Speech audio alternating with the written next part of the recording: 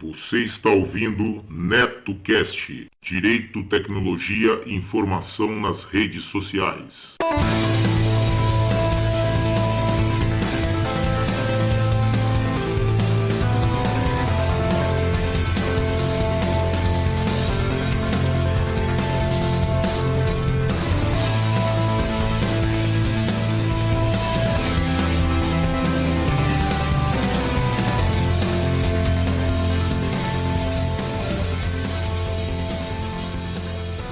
Salve, salve galera, bem-vindos a mais um episódio do NetoCast. Vocês podem acompanhar nossos podcasts pelo Facebook, também pelo Twitter, ou se preferirem, acessem diretamente o nosso blog no endereço www.josecastanhasneto.blogspot.com. Agradeço às pessoas que participaram e deixaram seus comentários em nosso blog, lembrando que vocês podem nos enviar as notícias de seus eventos, anúncios e sugestões pelo nosso e-mail drcastanhas@gmail.com. Este NetoCast chega até vocês com o apoio de Empório do Bacalhau, que além da maravilhosa bacalhauada e bolinhos de bacalhau, serve uma imensa variedade de pratos à la carte, salgados ao forno e doces portugueses. Às quartas e sábados servem a famosa feijoada light com guarnições de primeira qualidade. O Empório do Bacalhau fica na rua Santo Amaro, 275, Bela Vista, São Paulo. Telefone 3101-8105. Empório do Bacalhau. Preço justo, qualidade e simpatia é a nossa marca. Giro NetoCast. Dia Mundial da Saúde Mental. A gente fala sobre esse assunto agora aqui no Tarde Nacional com Bruno Ferreira. Ele é psicólogo e é coordenador do curso de Psicologia da Faculdade Anhanguera. Olá, Bruno, boa tarde. Obrigada por participar com a gente aqui do Tarde Nacional. Boa tarde aos ouvintes. Eu que agradeço a oportunidade de estar falando com vocês aqui hoje. Bruno, nos últimos dias nós temos falado muito aqui nas nossas entrevistas, vários especialistas têm se manifestado sobre a saúde mental das pessoas, que ficou uma questão um pouco mais acentuada em decorrência da pandemia do coronavírus. Muitas pessoas assustadas, preocupadas, desenvolveram síndromes de ansiedade, de pânico. E eu queria que você falasse para a gente como é que está hoje qual é hoje a sua avaliação sobre a situação mental, a saúde mental das pessoas. Sim, a gente tem realmente um aumento dos casos, né, de ansiedade e outros transtornos até em ocorrências, né, ligadas com a pandemia, mas a gente já estava presenciando um aumento desses casos há alguns anos, né? A nossa rotina, a nossa própria rotina de trabalho, a nossa rotina de vivência, ela já tem nos deixado mais ansiosos, mais estressados, né? No nosso dia a dia, a gente tem adotado uma rotina cada vez mais corrida, cada vez mais ocupada, né? E a gente muitas vezes acaba não tendo tempo para cuidar da própria saúde, para cuidar do próprio corpo, da própria mente, né? E quando a gente fala de ansiedade, né, que é considerado por alguns estudiosos aí o mal do século até, a gente tem que lembrar que a ansiedade, ela é uma resposta fisiológica do corpo, né? Ela é um processo evolutivo até, que a gente desenvolveu ao longo dos anos e que permitiu que a gente evoluísse e sobrevivesse até hoje, inclusive, né? Porque ela é que nos permite ter uma sensação de medo frente a um perigo e ficar em alerta e ter mais possibilidades de sobreviver. Acontece que com a vida moderna a gente passou a não ter mais perigos assim naturais, por assim dizer, né? E o nosso cérebro, ele não conseguiu se adaptar tão rápido a essas mudanças e a gente acabou tendo agora uma realidade em que nós temos perigos que às vezes nem são reais, são imaginários, mas o nosso corpo, ele reage do mesmo jeito, né? Ele acha que a gente está numa situação de perigo e ele entra num modo de tentar nos proteger, tentar permitir que a gente sobreviva. E esse estado constante de alerta, né? De ficar o tempo todo preocupado com algum perigo que pode ser real ou às vezes não, é que vai nos adoecer, né? Que vai fazer com que a gente acabe não tendo uma vivência saudável, fazendo com que a gente acabe desenvolvendo outros transtornos aí ao longo do tempo também, né? Então esse medo, essa ansiedade agora em relação ao desconhecido, que é o que essa pandemia nos trouxe, né? Ela aumentou bastante essa situação da ansiedade em razão disso, né? É uma situação totalmente nova para a gente não sabe o que esperar e a gente acaba ficando num estado de alerta e medo constante e o nosso corpo não está preparado para ficar assim o tempo todo.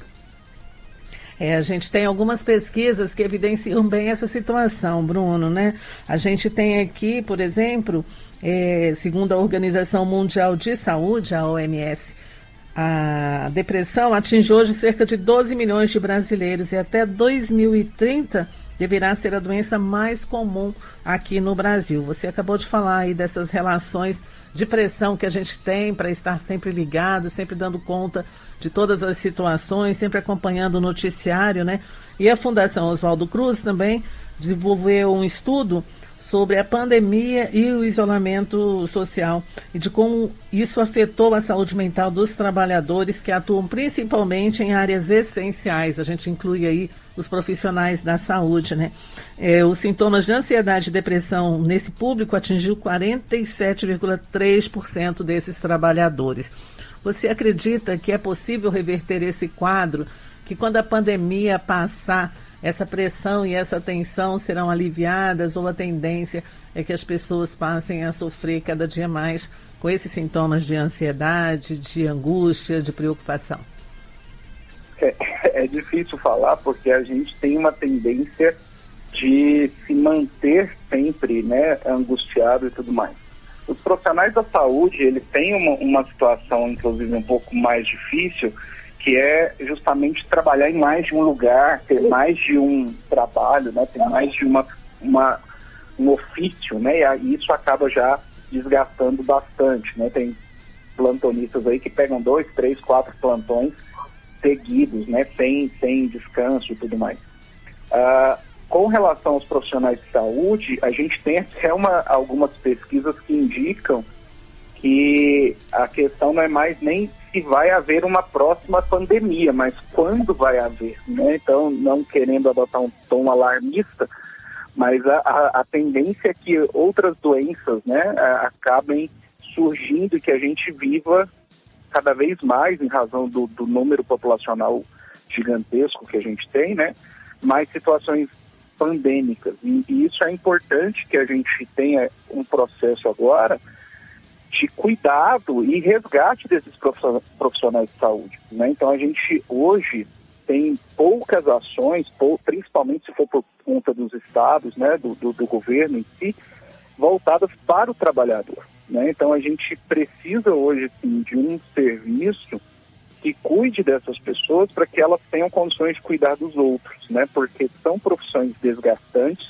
No caso da pandemia, a gente está falando de profissionais que lidaram aí com a morte todos os dias, né? Vendo pessoas morrerem todos os dias, e isso é extremamente desgastante, isso gera um sofrimento muito grande, né? E lidar com isso favorece o aparecimento de outros transtornos, inclusive. Então a gente precisa cuidar dessas pessoas, a gente precisa garantir, né, que os nossos profissionais de saúde, tanto os que já estão atuando, quanto os que ainda estão se formando, tenham condições de trabalhar de maneira que não desgaste ao ponto de não conseguirem trabalhar mais, né? Isso é um ponto que precisa ser visto, porque é impossível você ajudar alguém quando você não tem uma ajuda própria, né? Se você não consegue cuidar de si mesmo, vai chegar um momento que você não cuida do outro, né? Então, no início da pandemia no Brasil, a gente acabou adotando um comportamento muito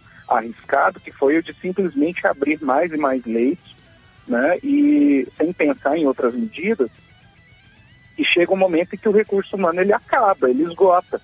E a gente fez os nossos profissionais seguirem ao limite, né? Então todos trabalharam ao limite, porque a gente tinha que atender a demanda, que era crescente, e ao mesmo tempo a gente precisava trabalhar com essas pessoas, e não era possível, porque eles estavam ocupados o tempo todo atendendo todos os pacientes que surgiam, né?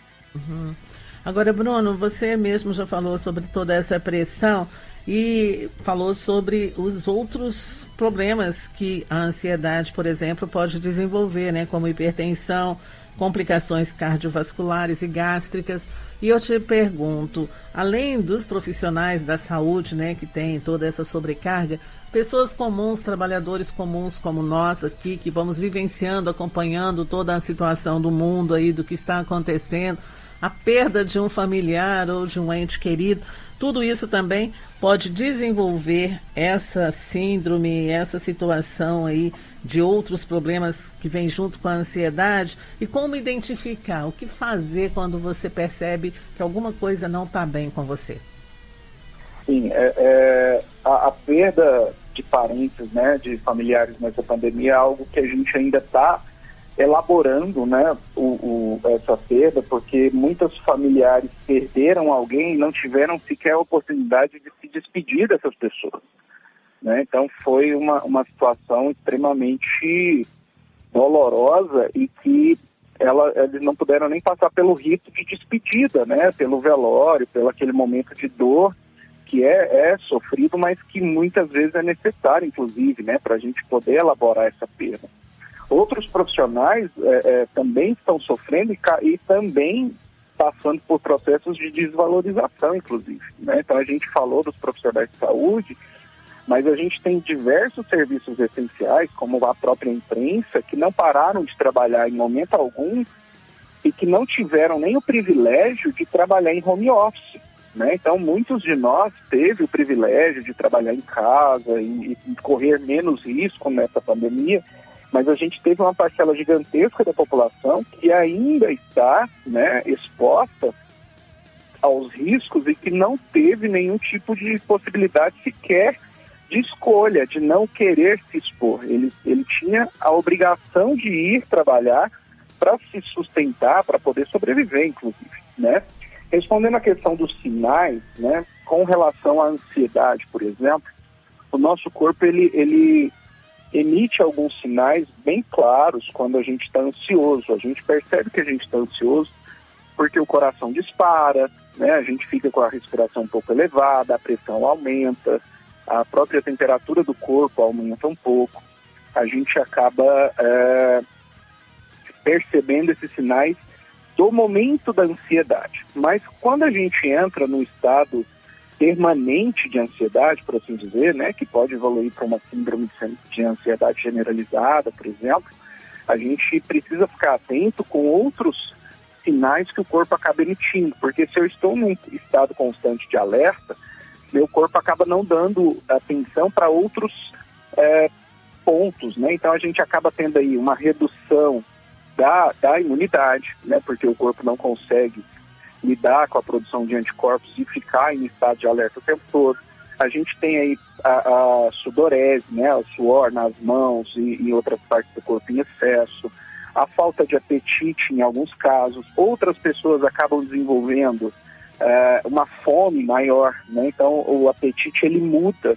A pessoa ela estava acostumada a ter uma refeição de um jeito e agora ou ela come mais ou ela come bem menos, né? Então cada pessoa reage de um jeito, né, nessa situação. Queda de cabelo, aparição de acne, né, outros problemas de pele, alergias e tudo mais que a pessoa não estava acostumada a ter e que agora, nesses momentos mais ansiosos e angustiantes, por assim dizer, estão aparecendo, né? Então esses pontos podem, de alguma forma, ser sinais de alerta.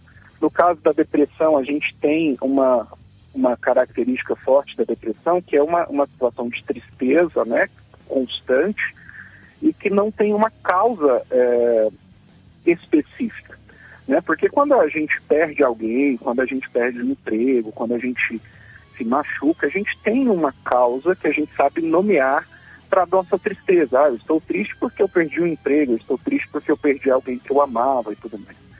Quando eu estou num estado de depressão, muitas vezes a pessoa ela tem dificuldade de explicar a razão da tristeza, né? Então essa dificuldade em explicar a tristeza já é um sinal de alerta para que a gente possa ter um cuidado maior com essa pessoa, né? Que um dos sinais da depressão que chamam a atenção é justamente isso. É a pessoa ter um estado de tristeza, né? Ela perde o prazer nas coisas que ela gostava de fazer. e ela não consegue explicar por que ela está triste, por que ela não consegue mais fazer as coisas que ela gostava e tudo mais, né? Então esses são sinais de alerta que a gente precisa pensar em como resolver, né? Então são sinais que nos chamam a atenção e que permitem que a gente possa fazer algum tipo de intervenção. E aí o primeiro passo seria procurar ajuda, né? A gente tem a psicologia, né, os médicos, outros profissionais que podem ajudar nesse contexto para que a gente possa evoluir nesse sentido.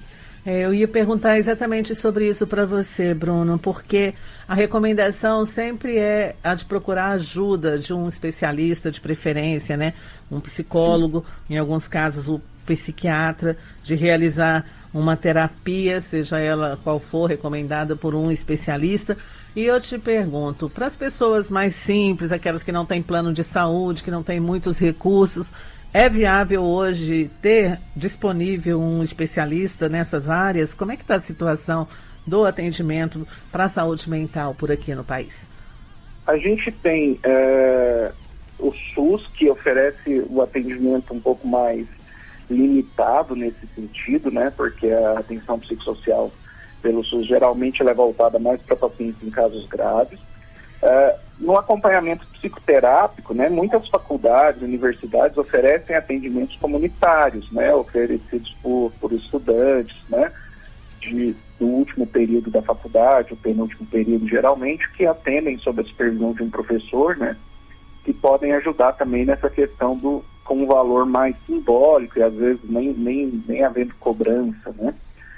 Algumas iniciativas na internet também oferecem alguns tratamentos, né, gratuitos, né, tem alguns suportes, o CVV mesmo, ele tem uma lista, né, de instituições que podem dar um suporte com preços mais em conta ou até sem cobrança, né, em algumas regiões, né, algumas regiões que têm uma maior cobertura, por assim dizer, né.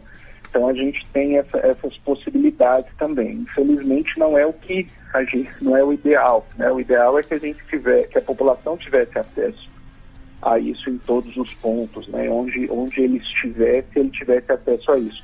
Mas a internet, por um lado, ela permitiu que a gente tivesse uma democratização do acesso, né, a esses profissionais, por um preço mais em conta, né? Então hoje é mais fácil encontrar um profissional com um preço mais em conta, que fazem atendimentos sociais, né? Que fazem atendimentos com valores mais simbólicos pela internet, né?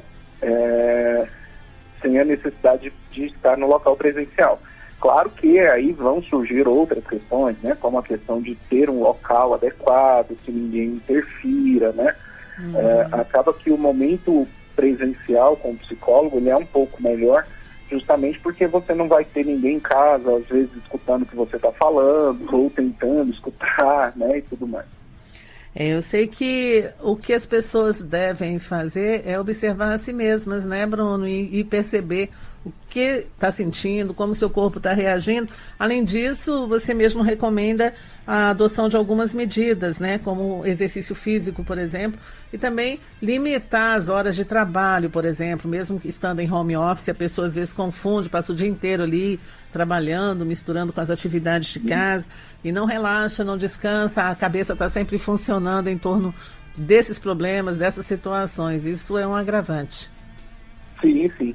O home office, ao passo que ele facilitou para muita gente, né, nessa questão da pandemia, ele trouxe outras dificuldades, como essa de desligar do trabalho, porque você está um tempo todo no trabalho, né, e isso é prejudicial, né? Então é importante que mesmo em home office a pessoa ela determine os espaços de trabalho, né? Então, olha, esse é o meu horário de trabalho, é nesse horário que eu vou fazer as coisas relacionadas ao trabalho. O meu horário, eu encerro, eu fecho o computador, eu fecho a sala que eu uso para trabalhar, eu troco de roupa, vou tomar banho, vou fazer outras coisas e desligo totalmente, né? Então, o WhatsApp, né, que é uma ferramenta que nos aproxima de muita gente, ele permite também que a gente fique preso no trabalho o tempo todo, né? Então, silencie o celular, faça com que você não fique também ligado nisso o tempo todo, né? Então, se você passa a responder qualquer mensagem do trabalho em qualquer horário, as pessoas ficam mal acostumadas, né? Elas vão ser reforçadas ali pelo seu comportamento que tem que responder e vão querer mandar mensagem a qualquer horário. A partir do momento que você passa a responder somente no seu horário de trabalho, vai chegar um momento que elas vão cansar de mandar mensagem, porque não vai adiantar, você só vai responder no dia e no horário que você estiver trabalhando, que é o correto, né? Porque muitas empresas hoje estão tomando cuidado em relação a isso, inclusive porque isso demanda pagamento de hora extra, né? Se você está atendendo chamadas, mensagens da empresa fora do seu horário de trabalho, e você está ali à disposição da empresa naquele momento, isso configura trabalho extraordinário, né? Então vai gerar pagamento de horas extras, né? Então a empresa está tomando cuidado com isso também agora, algumas empresas, para não incorrer nesse tipo de pagamento, né? Uhum. Mas é importante a gente ter esse cuidado, né? O meu momento de trabalho é o meu momento de trabalho. Acabou esse momento, eu desligo totalmente e vou fazer outras coisas, né? É importante que a gente tenha esse cuidado, né? De não ficar o tempo todo conectado. Não, vou ficar só mais 5 minutinhos. Vou só terminar isso aqui, aí eu vou parar. E aí quando você vê, você já está gastando todo o seu tempo ao trabalho e não tem tempo para mais nada, né? E é importante que a gente tenha tempo para fazer uma atividade física, né? Que ajuda o corpo a relaxar, ajuda o corpo a sair do estado de alerta da ansiedade, né? Então a atividade física, ela ajuda o corpo a relaxar, ajuda o corpo a liberar endorfina, né? Liberar substâncias que causam um conforto, que causam um bem-estar. Então é extremamente necessário a gente ter essa prática de exercícios físicos como rotina, né? Seja uma caminhada ao final do dia, né? Não precisa ser um exercício pesado, mas precisa ser um exercício rotineiro. E também uma alimentação que não seja tão focada em substâncias extremamente açucaradas, né? Que geram uma energia que vai precisar ser gasta de alguma forma, e alimentos com estimulantes, né? Cafeína, né? Energéticos, café, chá, né? Que tem uma cafeína em excesso, que vão fazer a gente ficar em estado de alerta com mais tempo, né? Então, se você já está num processo de ansiedade, já está num processo que te deixa ansioso, e bebe uma bebida que é ansiogênica, que é estimulante, você vai ficar mais ansioso ainda, né? Então, o ideal é que a gente tirasse da nossa rotina o consumo de café e outras bebidas estimulantes, né? Mas como a maioria dos brasileiros já é viciada nesse tipo de substância, é melhor que a gente pelo menos mantenha o controle sobre o uso disso, e que não beba café, né, energético nem nada, principalmente do final da tarde para frente.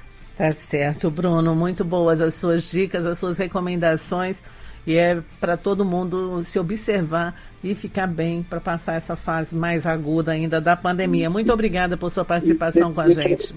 Eu não sei se tem tempo, deixa eu só dar uma última recadinho, né? Essa semana saiu uma pesquisa mostrando que o controle de respiração, ele ajuda bastante na ansiedade, ele ajuda o cérebro a voltar de um estado ansioso, né? Então, controlar a respiração, estar atento à respiração é importante. Eu preparei um link, e os ouvintes podem acessar aí de casa, com alguns exercícios de respiração, né? Depois vocês repetem para o pessoal, abre.ai/respire. Aí tem umas técnicas de respiração que você pode fazer sozinho, abre.ai/respire, e aí são técnicas que te ajudam a controlar a respiração, te ajudam a relaxar e diminuir um pouco a ansiedade, que você pode fazer sozinho aí na sua casa, no banheiro do trabalho, quando bater aquela ansiedade mais forte, na sua escola, né? Que bom. Porque controlar a ansiedade controlar a respiração é o primeiro passo para a gente reduzir a ansiedade, principalmente nos momentos de crise. Tá ótimo, Bruno. Vamos todos consultar aí, abrir aí esse link que você acabou de passar para a gente, abre aí /respire, para aprender essa técnica. Muito obrigada e até uma outra oportunidade. Eu que agradeço, a gente está sempre à disposição. Boa tarde para todo mundo. Giro NetoCast. Seja um padrinho ou madrinha do NetoCast. Agora ficou mais fácil você apoiar o projeto do NetoCast. A partir de R$1 por mês, você ajuda o NetoCast a continuar trazendo informações e entretenimento para as redes sociais. Vejam também as recompensas para os padrinhos e madrinhas que colaborarem acima de R$5. O conhecimento é nossa melhor arma. Acessem www.padrim.com.br/NetoCast. Quero deixar meus agradecimentos aos padrinhos do NetoCast. Pensador Louco, dos podcasts Som no Caixão, Desleituras, Necrofilmicon e Exadoff. Acompanhe o trabalho do Pensador Louco nas redes sociais e também pelo www.pensadorlouco.com. Yuri Brauli, do MongeCast, o podcast de entrevistas e bate-papo que irá te levar para o patamar de sapiência de um verdadeiro monge budista.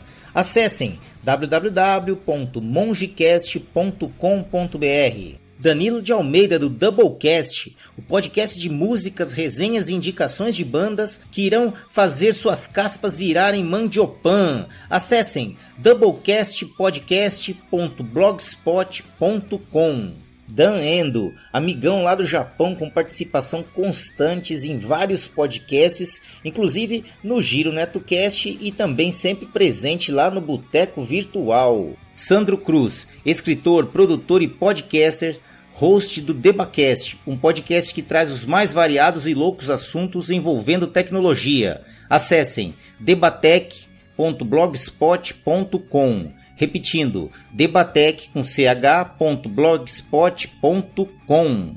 Meus sinceros agradecimentos, pois suas contribuições são fundamentais para manter o NetoCast no ar. O conhecimento é nossa maior arma. Você que tem o aplicativo PicPay instalado em seu smartphone, agora também pode realizar suas contribuições diretamente pelo aplicativo. A partir de R$1, você ajuda a manter o NetoCast no ar. Isso mesmo, menos que um cafezinho. Procurem por @NetoCast diretamente em seu aplicativo PicPay e ajude o NetoCast.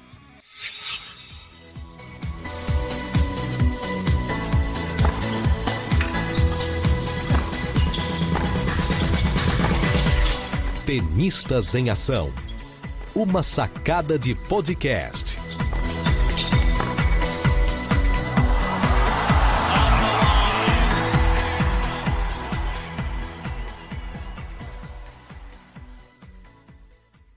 Todas as faixas musicais utilizadas neste podcast, seja como fundo musical ou encerramento, possuem licença Creative Commons ou Royalty Free, sendo que as fontes e seus links estão relacionadas no post. Bom, é isso, galera. Quem tiver interesse em anunciar aqui no NetoCast, basta nos enviar um e-mail para drcastanhas@gmail.com, que remeteremos as quantidades de anúncios e os valores. Vamos ficando por aqui. Eu sei, galera, eu sei. Amanhã tem mais. Não esqueçam de seguir o nosso blog www.josecastanhasneto.blogspot.com e curtir a nossa página no Facebook www.facebook.com/NetoCast podcast, tudo minúsculo e emendado. Ou se preferirem, acessem diretamente a barra de pesquisa lá do Facebook, procurem lá NetoCast, tudo em maiúsculo. Assim que vocês visualizarem nosso alto-falantezinho branco e vermelho, acessem a página, dêem um curtir e ajudem o nosso programa. Além das redes sociais, Facebook, Twitter, o NetoCast também está disponível no Spreaker, Spotify, iTunes, nos agregadores para Android e aplicativo podcast para iPhone e iPad. Basta procurar por NetoCast nestas plataformas, assinar e acompanhar gratuitamente nossos episódios. É isso. Um abraço a todos e até o próximo episódio do NetoCast. Fui!